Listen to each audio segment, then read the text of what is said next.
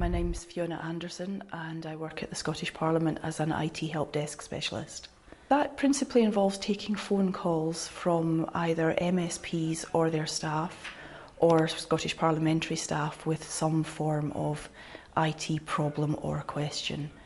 Originally I applied for a short-term contractor position. That was because I had just moved up from the south of England and needed a job fairly quickly. I got that.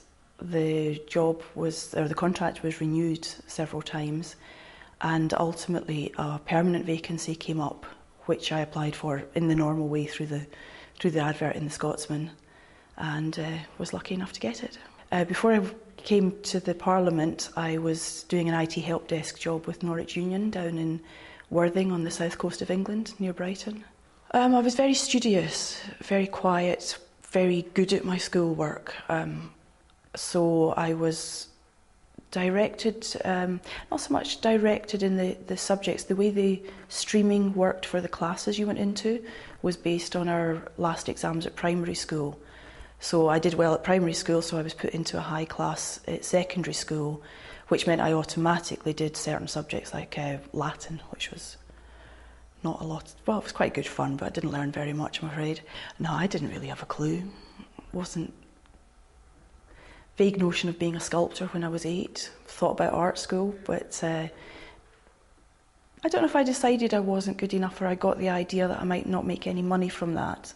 So I probably picked up an idea that I needed to do a job that I could earn my living at some point, but I had no idea what that was going to be.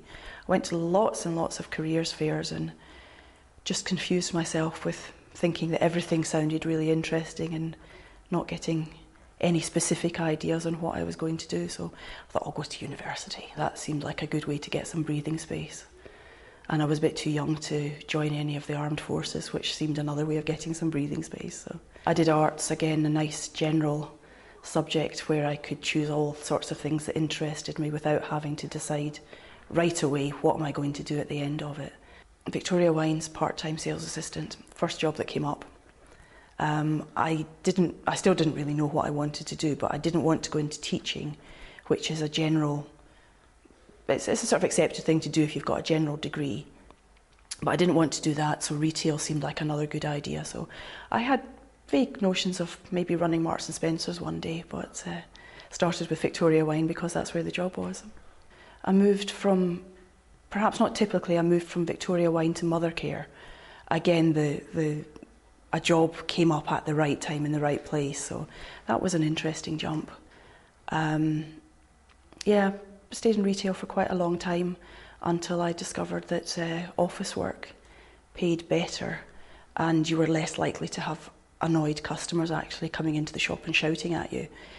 So I thought, that sounds interesting, so that's when I got into insurance work. And from there into the IT work, because the customer service aspect of the insurance work was very helpful in that. Plus I had been training other staff in IT systems because I was just interested in it, and I like training, I'm good at that. So I was able to use those skills in the IT section. Being made redundant from the Scottish Ballet, that was a pretty major one. It was a big influence in an unexpected way because I didn't get much redundancy money, so I went on holiday to Greece.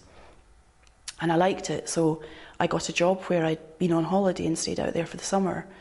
Met a lot of lovely people, had a great time, and also met my partner who's from the south of England, who I can't really see how I would have bumped into him otherwise. And I wish I'd got more work experience when I was at school in different areas that would have maybe given me more of a taste of other things that I might want to try out later.